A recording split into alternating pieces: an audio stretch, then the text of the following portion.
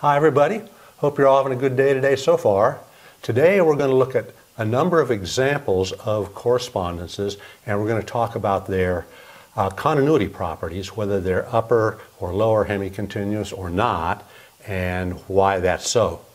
Now before we look at the examples, let me tell you about what I think is the hands down the best reference for continuity of correspondences and related ideas, even fixed points, equilibrium in game theory and economics. And that's a book by Kim Border, and I'll put that reference down below. And Kim was an economics professor at Caltech for many years, sadly died a few months ago and is really missed by all of his friends.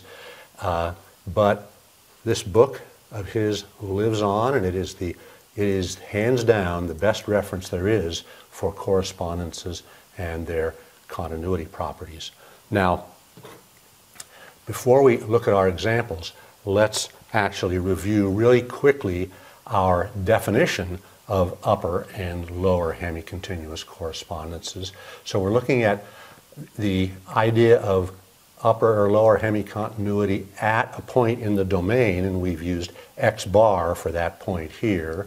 And for upper hemicontinuity, we want to look at open sets in the target space that we've denoted by V.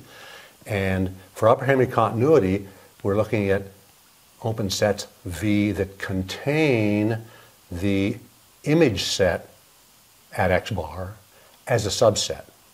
For lower hemicontinuity, we're looking at open sets in the target space, V, let's say, that intersect the image set of the correspondence at x bar. So containing the image set as a subset, intersecting the image set as a subset. And for this, we use this little ad hoc notation we made up with the intersection symbol and the bar over it to mean the two sets intersect one another. Their intersection is not the empty set.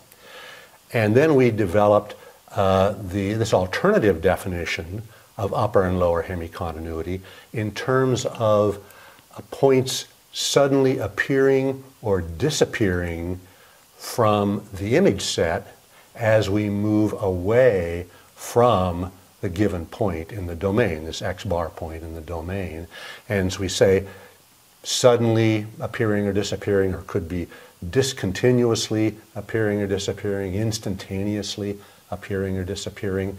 And you'll notice that this says this alternative definition holds for closed valued correspondences. That's really important, and we're going to see how that works in several examples today. We're going to see what the importance of that is. So with that, let's start out by looking at our first example. Now, both of these examples are ones that we've seen before, but they're going to help us understand some important ideas about correspondences and their hemicontinuity, their continuity properties. So in this first example, we have a correspondence that maps from the unit interval into the unit interval, and the one place where we might think it might be discontinuous would be, I think, 0.5 in the domain, because that's the place where there appears to be a discontinuity, perhaps. So let's ask whether this correspondence is upper or lower hemicontinuous by determining whether any points suddenly appear or disappear as we move away from the point 0.5 in the domain. And so we can see here, as we move away to the right or as we move away to the left, no points are suddenly appearing because the image at 0.5 is the entire closed interval from 0.3 to 0.7. So the image set is this closed interval here, and as we move away to the left or to the right, the image doesn't get any bigger, doesn't suddenly get larger. So that tells us that the correspondence is indeed upper hemicontinuous, but as we move away to the right from 0.5, the image set clearly instantaneously loses all of its points except for 0.5. So the image has become a singleton over here on this side.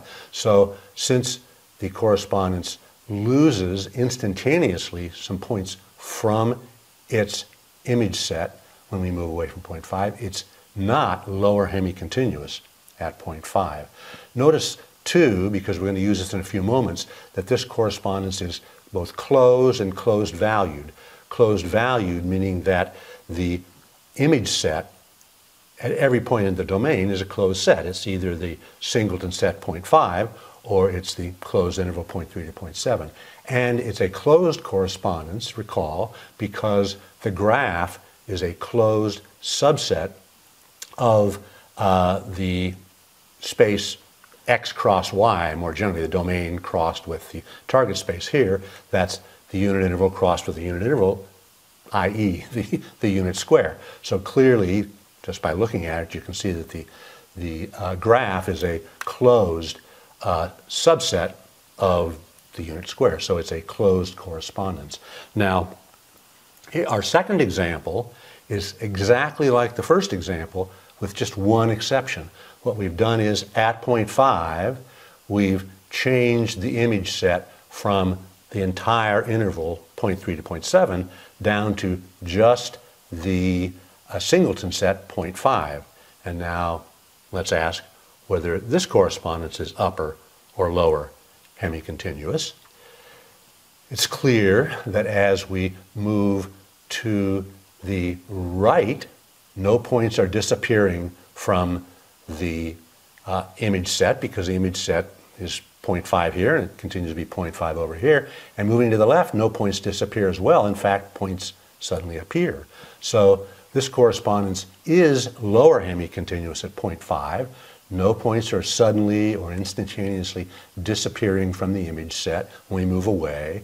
But it's not, unlike the first example, it's not upper hemicontinuous at 0.5, because now there are points that are instantaneously appearing when we move to the left. The image set is 0.5 at 0.5. We instantaneously move to the left, the image set has kind of exploded out into the interval from 0.3 to 0.7. So this correspondence, just the opposite from the first example, is lower hemicontinuous at 0.5 and not upper hemicontinuous. And again, notice that this correspondence is closed valued. The image set is always either the closed interval from 0.3 to 0.7, or it's the singleton set 0.5, both of which are closed sets. But this correspondence, unlike the first one, is not closed, and that's pretty obvious looking at the graph here. The graph's not a closed subset of the unit square. If we take a sequence in the graph that converges to the 0.5 vertical line, all those points are in the graph, but the limit point here on this vertical line at 0.5 is not in the graph. So this is not a closed correspondence. Now let's notice a couple of other things about these two examples. One is that both correspondences were closed valued, so that means that our alternative definition in terms of points that appear or disappear from the image set is a valid definition. We could apply it as we did here. And the second thing to notice is that both examples are the same in one respect, and that is, if we go back to the first example, notice that the correspondence was both closed and upper hemicontinuous. In the second example, the correspondence was both not closed and not upper hemicontinuous. So you can say, wait a minute, those are different, but they're the same in the sense that in each case, the correspondence was upper hemicontinuous if and only if it was a closed correspondence. So you might think that maybe those two are really the same. Maybe they're equivalent, that a correspondence is upper hemicontinuous if and only if it's closed. And in fact, that is quite plausible if you think about it some. So it turns out it's not quite true in an important way, and so these properties of being closed valued, closed, or upper hemicontinuous, and the relationship among those three properties turns out to be quite important actually often in applications of correspondences. So here I think it is worth our while to spend just a few minutes looking at this relationship between closed valued, closed, and upper hemicontinuous. So first we have this remark, a simple remark that says if a correspondence is closed, then it has to be closed valued. Well, this is trivial to prove. It's like a one sentence, basically a one sentence proof. It's, I think, a good exercise for you to do. Of course, the remark only says that this implication goes one way. If the correspondence is closed, it's closed valued. What about the other direction? Well, because the remark only goes one way, you might guess that it doesn't actually go the other way, that we could have closed valued correspondences that weren't closed. What we need there is a counterexample. So can we come up with a counterexample of a correspondence that's closed valued but not closed? Ha! We have one right here on the screen. This example is a correspondence that is closed valued, but it's not closed. So this tells us right away that this implication does only go one way. Now we have the theorem here that gives us this relationship among the properties of being closed valued, closed, and upper hemicontinuous. So the first part of the theorem says that if a correspondence is upper hemicontinuous, then it will indeed be closed if it's closed valued. And the second part of the theorem says that if a correspondence is closed, it will indeed be upper hemicontinuous if the target space is compact. Now, in our two examples, both of them had correspondences that were closed valued and the target space was compact, so we could apply the theorem here and say that indeed in these two examples being closed is equivalent to being upper hemicontinuous, and that's what we saw when we looked at the examples. In the first example, the correspondence was both upper hemicontinuous and closed, and in the second example the correspondence was neither upper hemicontinuous nor closed. And the reason for that consistency with upper hemicontinuity coinciding with closedness was because both correspondences were closed valued.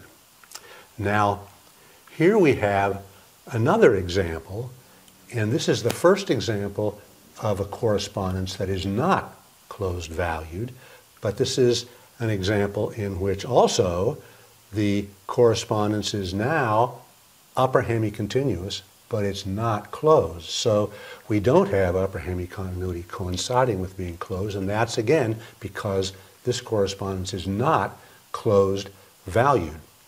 So this is a good counterexample showing that indeed if we have a correspondence that's not closed valued, then it's possible to have it be upper hemicontinuous without being closed. Now, you might say this is not an ideal counterexample because the target space here is not compact in addition to the correspondence not being closed valued. So it might be that there's some interaction here between those two things that's producing this disjunction between upper hemicontinuity and closedness. But here we have another example, and in this example the correspondence has a compact target space, the closed unit interval 0, 1, and this correspondence, just like the previous one, is not closed valued and therefore not closed and is upper hemicontinuous and lower hemicontinuous. So again, there's this disjunction. The correspondence is upper hemicontinuous without being closed. And that's a kind of a pathology in a way that we'll come back to in just a moment. But there's another reason that this correspondence is actually an important example, and that is that it is a constant correspondence. The image set is the same set for every point in the domain. It's, in this case, it's the open interval from 0.55 to 0.75, so it's the same open interval, the same set everywhere in the domain. And now, as it says down here in this remark, any constant correspondence will be both upper and lower hemicontinuous, so it's going to be continuous. And that's actually easy to see. Let's actually give a little proof of that. Let's suppose that we have some arbitrary point in the domain, say x bar, in, let's say, the domain of the correspondence, and I'll use capital X for that generally. In this case, of course, that's just the closed unit interval. And then we have, let's say, we have an open set V in the target space that contains the image set of the correspondence at x bar as a subset. But then it's going to be the case that for any x in the domain, f of x is going to be, of course, it's equal to f of x bar because it's a constant correspondence, and f of x bar is a subset of V, not capital X here. So let's fix that. That should be V. And so for every point in the domain, the image set is a subset of that open set capital V. And so the correspondence is upper hemicontinuous. Let's just write that here. F is upper hemicontinuous. Well, what about lower hemicontinuity? Basically the same argument. We are going to replace the subset here with our little ad hoc notation here for intersecting. And so we have here that if V is an open set that intersects the image set at x bar, then it's going to intersect the image set at every x in the domain. And so we also have F lower hemicontinuous. So any constant correspondence where this is true for every point in the domain is going to be both upper hemicontinuous and lower hemicontinuous. So now I'm actually going to take this off because I'm going to use this space again for our next example. So let's take this off and then we'll be right back. Okay, here we have another example, and this example is very much like the previous example. The previous example was a constant correspondence. This one, the image set actually changes as we move through the domain, but it changes in a very continuous, in fact, linear kind of way. So where the previous correspondence, the constant correspondence, was continuous, we might expect that this correspondence is similarly continuous. It seems just as continuous as the previous one. But you'll notice that it says here that it is not upper hemicontinuous, or the previous one was. So that's a little bit disturbing, I guess I would say. That's not what we would kind of expect. So let's first verify that indeed the correspondence is not upper hemicontinuous. So to do that, let's just look at an arbitrary point in the domain, because this is actually fails to be upper hemicontinuous everywhere in the domain. So let's take an arbitrary point in the domain. Let's call it x bar, as we usually do. In the domain, in this case, the domain is the unit interval. And let's take an open set that contains f of x bar. And in fact, let's let our open set be equal to f of x bar, which is the open set at point 5. It's the open set from point 4 up to point 6. So point 4 to point 6. That's an open set which clearly contains f of x bar as a subset. So let's note that while it's equal to v, we could say it's clearly a subset as well. But now, if we move just a little ways to the left of point 5, no matter how small a movement, we're going to now have numbers in f of x that are larger than 0.6, so f of x won't be a subset of v. So let's even write that here, because this is true for every x unequal to f of x bar. It's going to be the case that f of x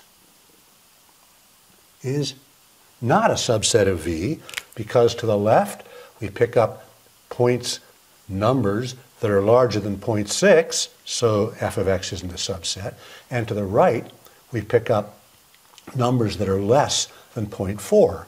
So again, f of x is not a subset of v.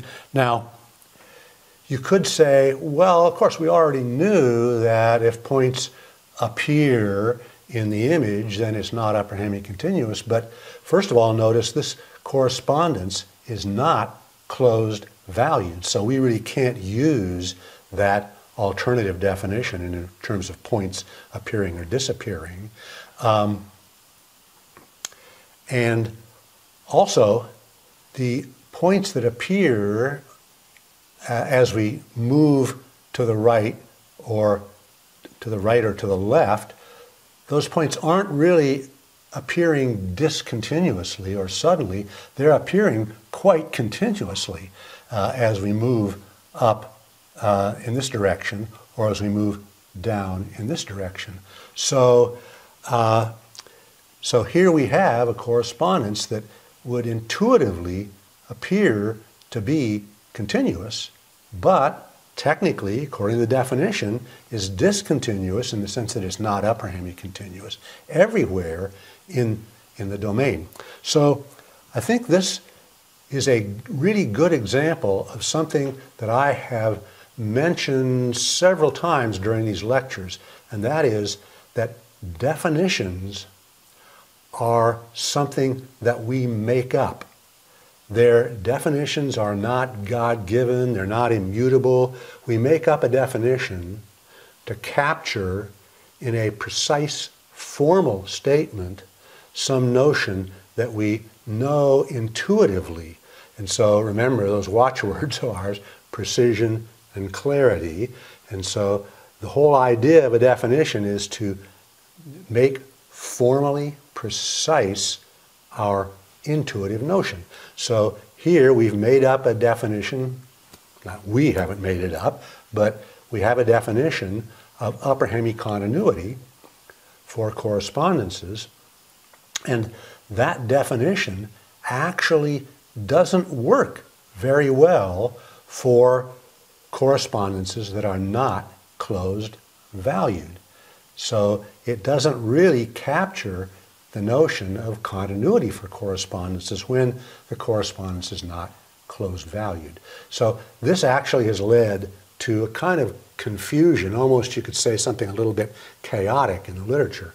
Different people have used somewhat different definitions of upper hemicontinuity for correspondences to get around this kind of issue, but in fact, this definition, while it doesn't work very well for correspondences that aren't closed valued, it is a good definition otherwise for correspondences that are closed valued, and we very rarely encounter correspondences that aren't closed valued.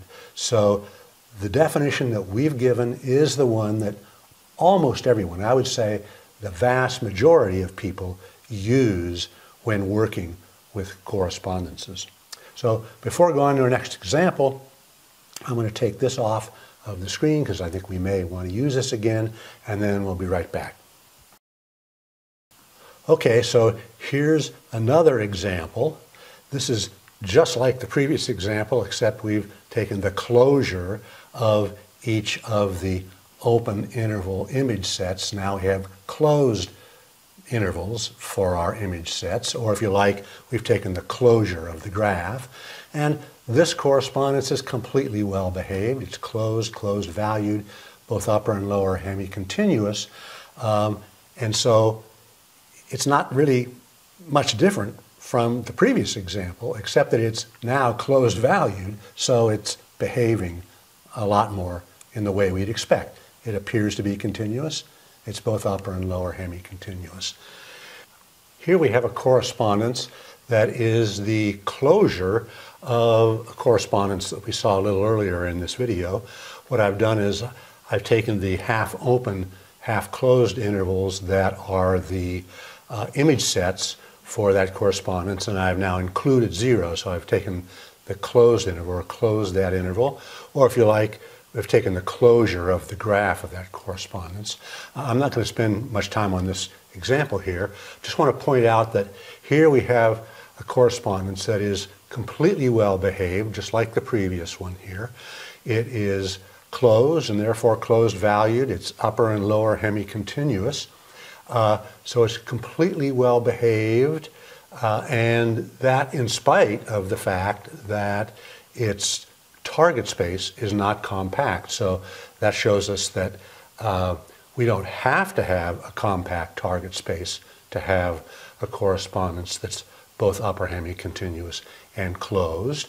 On the other hand, here we have a correspondence that is closed but not upper hemicontinuous. And of course, that's possible only because the target space is not compact. This makes it a good counterexample for the second part of our theorem here. It shows that if we don't include the condition that the target space is compact, then we can't be sure that the implication that a closed correspondence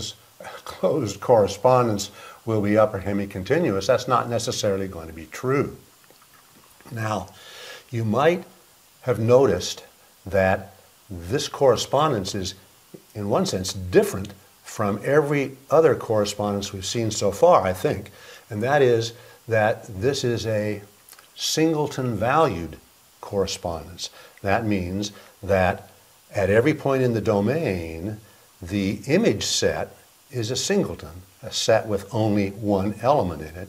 And that means that we could have written this as a function, a single-valued function, instead of writing it as a correspondence. We could just take the curly braces off of the image sets, and then the image becomes an element of the target space instead of a subset of the target space. Now, as a function, the function is clearly discontinuous at 0, but it's continuous everywhere else in the domain. As a correspondence, it's neither upper nor lower hemicontinuous because both upper and lower hemicontinuity fail at 0, but the correspondence is continuous everywhere else in the domain. In other words, the continuity properties of the correspondence here, they coincide exactly with the continuity properties of the associated function. And that makes this really a pretty well-behaved correspondence in spite of the discontinuity. And the fact that the continuity properties as a correspondence and as a function coincide exactly is something that is true for every singleton-valued correspondence. So I think it would be worth our while now to follow up on that observation by spending just a few moments talking about singleton-valued correspondences and their continuity properties. So you recall that a selection from a correspondence is just a function, g here, is just a function whose image at every point in the domain is an element of the correspondences image set. So it's just a function that in a sense is drawn from the correspondences, which is set valued. So for singleton-valued correspondences, obviously there's only going to be one unique selection from that correspondence because the image under the function, the selection, has got to be the one element of the singleton value of the correspondence. So singleton-valued correspondences have a unique selection. And just like the example here, if we have a singleton-valued correspondence, its continuity properties are going to coincide exactly with the continuity or not of the unique selection from that singleton-valued correspondence. The correspondence will be upper hemicontinuous and lower hemicontinuous if and only if the unique selection is a continuous function. So let's go on to look at one or two more examples of singleton-valued correspondences.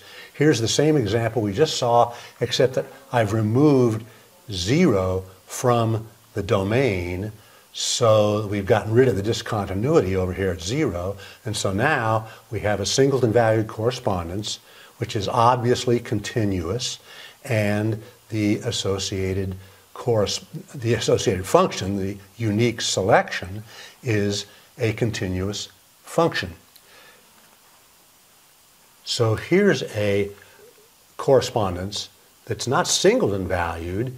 In fact, every place except 0, I guess we could say it's doubleton-valued. That is, every point in the domain except 0, the image set of this correspondence has two members, two elements, the positive and negative square root of the x in the domain. And this correspondence then has exactly two continuous selections. It has an infinity of selections, but only two continuous selections. One is the positive square root of x. The other continuous selection is the negative square root of x. And this correspondence, and by the way, each of those is continuous, so this correspondence is both upper hemicontinuous and lower hemicontinuous, completely well behaved.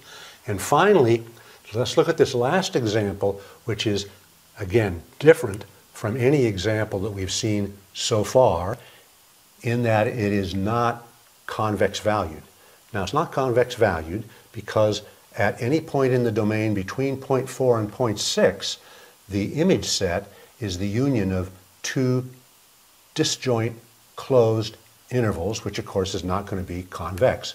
And you can see the same thing in the graph. At any point between point 4 and point 6 in the domain, the graph has these two separated segments, which tells us that it's not convex valued there. We can also see that the graph is a closed subset of the unit square, and so the correspondence is a closed correspondence, and therefore it's also closed valued. Now, what about upper and lower hemicontinuity? Well, because the correspondence is closed valued, we can use our alternative definition in terms of points that instantaneously appear or disappear when we move around in the domain. And so at point 4, obviously, there are points in the image set, the ones in this segment down here, that instantaneously disappear as we move to the left. So that immediately tells us that this correspondence is not lower hemicontinuous at point 4, and the same argument works at point 6 when we move to the right. Now, what about upper hemicontinuity? Well, there's actually two alternative ways we can see that this correspondence is upper hemicontinuous. One is to note that as we move away from any points, but in particular from point 4 or point 6, no points instantaneously appear. If we move to the right from point 4, everything stays the same in the image set. If we move to the left, some points disappear, but no points immediately appear. And of course the same thing happens at point 6 in the domain.